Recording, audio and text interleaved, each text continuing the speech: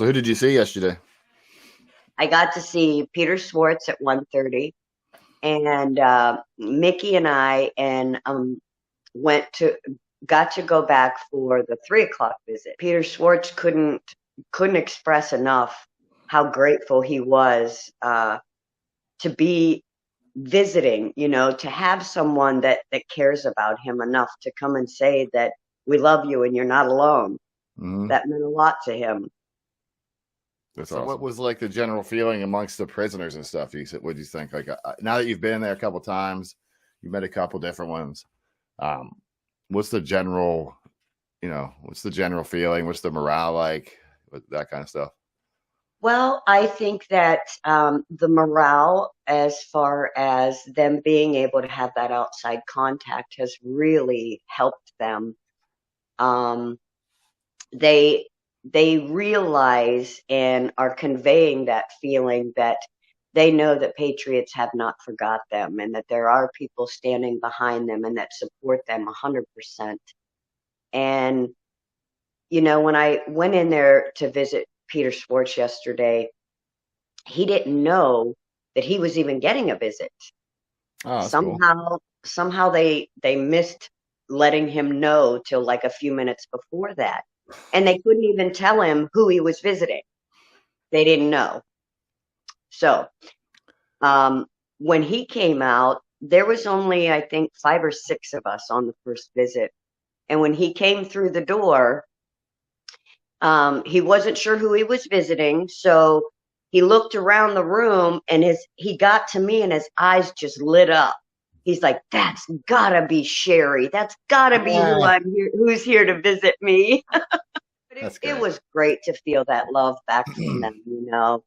And you can really tell how much they appreciate it. And these visits mean the world to them. It really does help lift their spirits and keep them going, and really give them something to look forward to for that next week. Oh, I bet.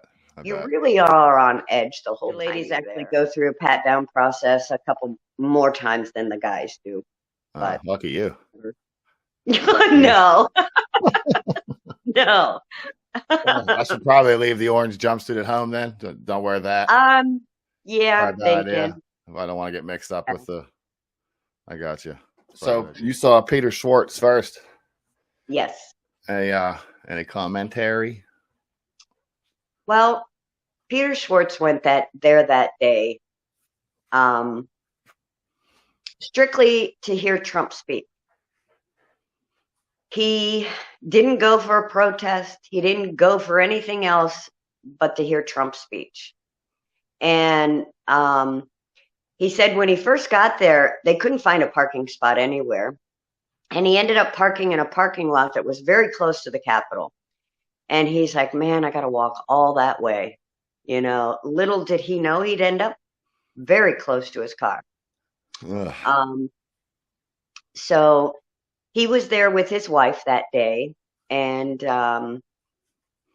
when after they went to this hear Trump speak, they went ahead and they started towards the Capitol.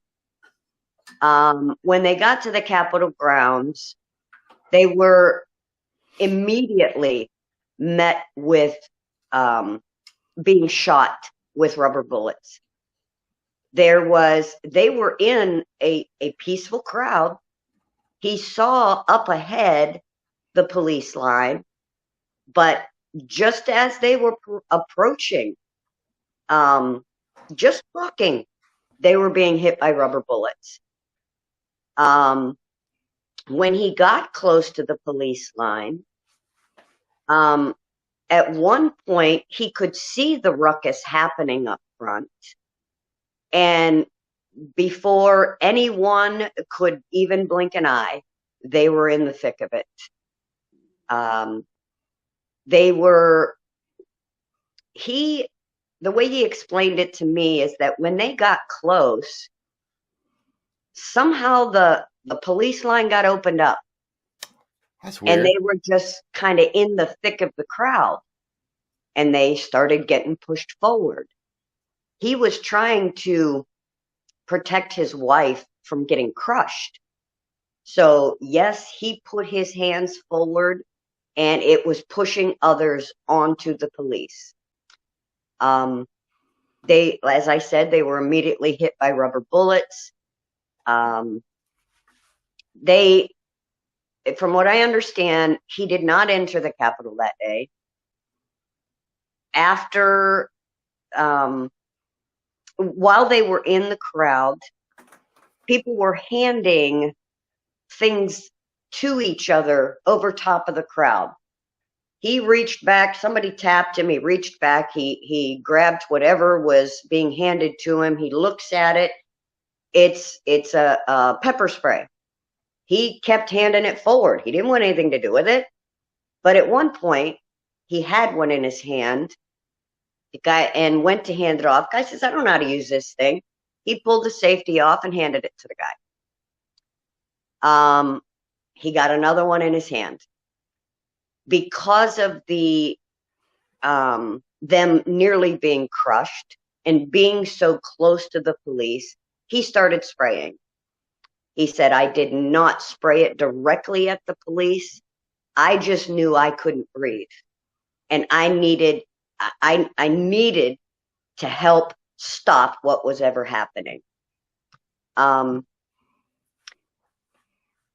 As far as I understand, once they got out of this mob of people being crushed and pushed forward, he and his wife went back to the car. They can't even get their hands on video with enough quality to plead their case. So when they do get to court, the lawyers get that quality video against them, and they put clips together in such a manner that paints them into a situation that was never materialized. But they put clips of video footage together that present the prosecution's story. Yeah. Not the entire video, only clips. And